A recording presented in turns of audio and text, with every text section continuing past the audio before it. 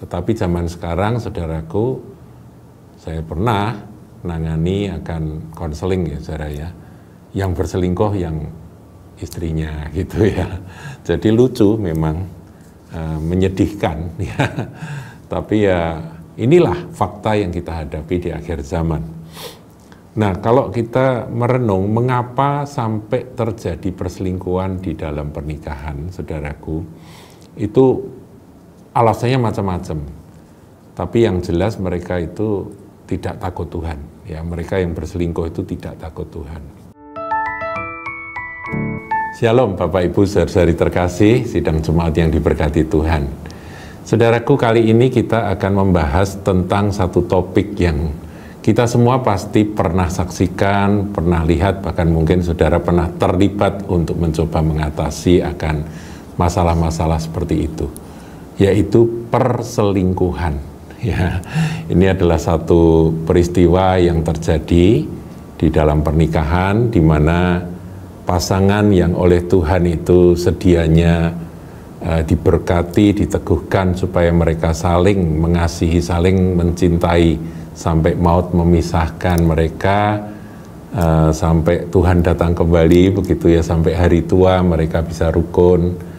Kok sampai ada yang namanya perselingkuhan? Artinya salah satu punya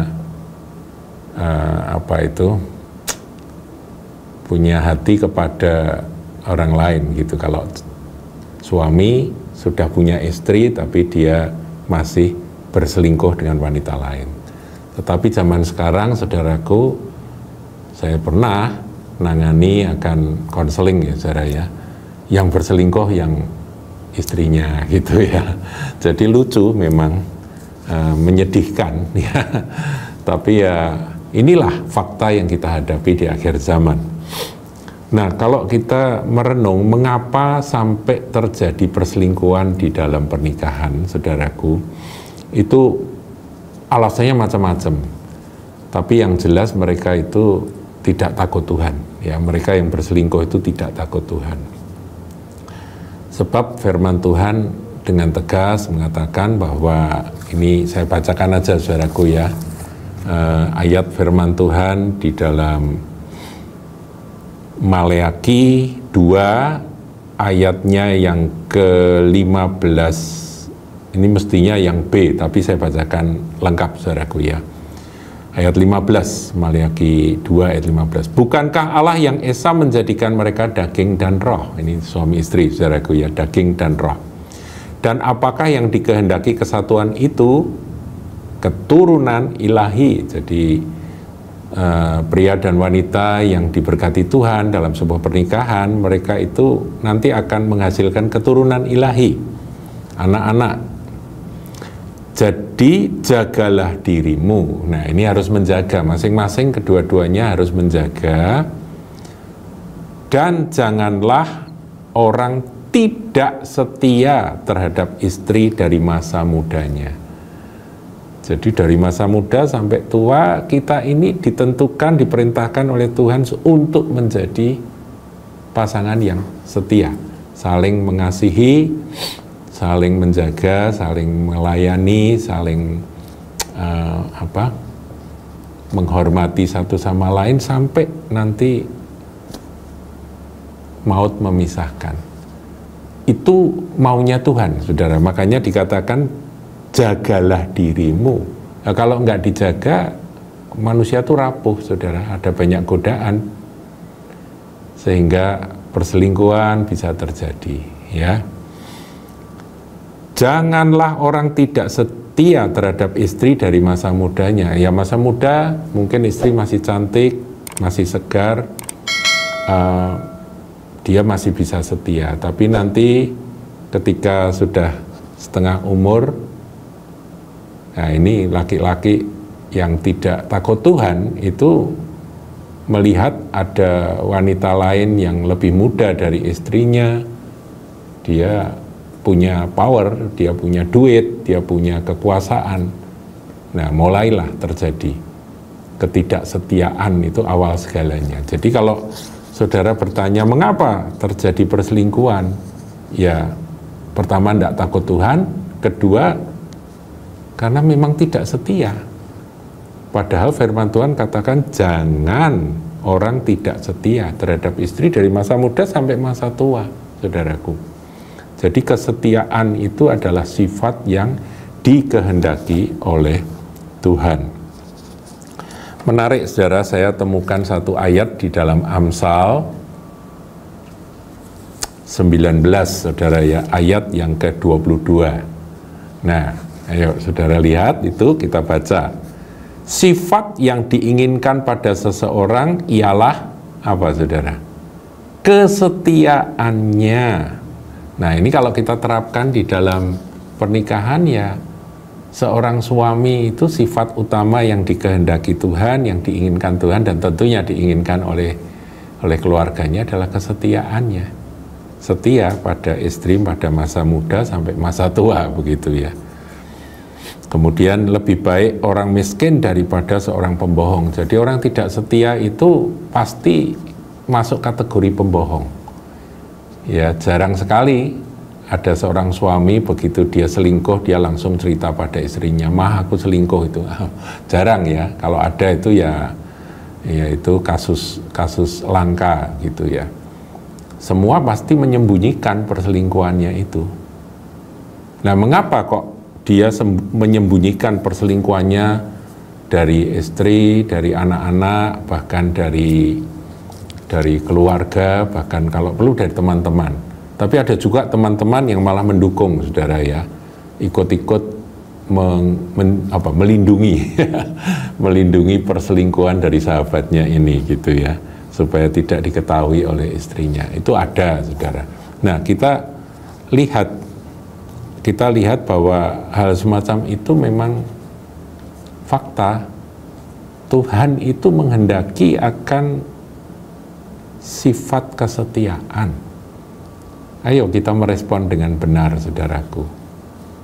Godaan bisa datang, tapi takut akan Tuhan dan sifat setia kalau melekat ya orang akan selamat, tidak akan jatuh di dalam dosa perselingkuhan. Demikian, saudara. Ya, orang yang selingkuh pasti bohong gitu ya. Nah, pertanyaan berlanjut, mengapa kok orang suka sih selingkuh itu, kenapa gitu ya? Ada ayat yang menarik di Amsal juga, saudara. Saya temukan di Amsal 9 ayat yang ke-17 dan 18. Nah, perhatikan, ini ayat bagus, saudara. Air curian manis dan roti yang dimakan dengan sembunyi-sembunyi lezat rasanya. Itu memang nggak tahu nih secara psikologis itu dia sudah punya istri, bahkan firman Tuhan ya mestinya itu kan katakan bahwa minumlah air dari kulahmu sendiri. Itu kan ada di Amsal 5 ayat 15, baca aja saudaraku ya. Minumlah air dari kulahmu sendiri, itu ayat 15. Minumlah air dari sumurmu yang membual. Jadi kalau sudah punya pasangan yang dimana Anda sudah diberkati menjadi suami istri, ya itulah pasanganmu. Kalau diumpamakan minum, Anda mau berkasih-kasihan, Anda mau bermesraan dengan pasangan Anda, ya itu air dari kulahmu sendiri, itu minumlah dari situ. Ini firman Tuhan, saudaraku. Nah, kemudian tadi kalau kita kembali ke Amsal 9 ayat 17, air curian manis. Loh, sudah punya kolah sendiri, tapi kok ya masih air curian, masih mencuri air di kolam yang lain. Karena apa? Yang di sana manis. Ini kebohongan iblis, saudaraku. Kalau saudara mengasihi akan pasangan yang Tuhan berikan, dan hidup Anda dibangun dalam sebuah pernikahan yang didasarkan takut akan Tuhan dan kesetiaan, maka nggak ada air yang lebih manis daripada air yang Tuhan sudah berikan untuk Anda. Para suami-suami, ya ini bahasa figuratif ya. Dan roti yang dimakan sembunyi-sembunyi lezat rasanya.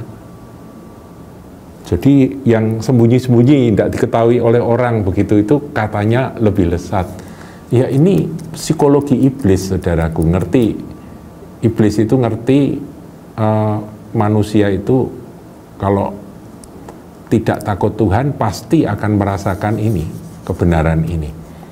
Sehingga terjadilah perselingkuhan, nggak puas dengan yang sudah ada. Kemudian ayat 18 katakan, ya ini Amsal 9 ayat 18, tetapi orang itu tidak tahu bahwa di sana ada arwah-arwah dan bahwa orang-orang yang diundangnya ada di dalam dunia orang mati. Kebinasaan, saudara, kehancuran, ya, kerusakan itu yang terjadi. Jadi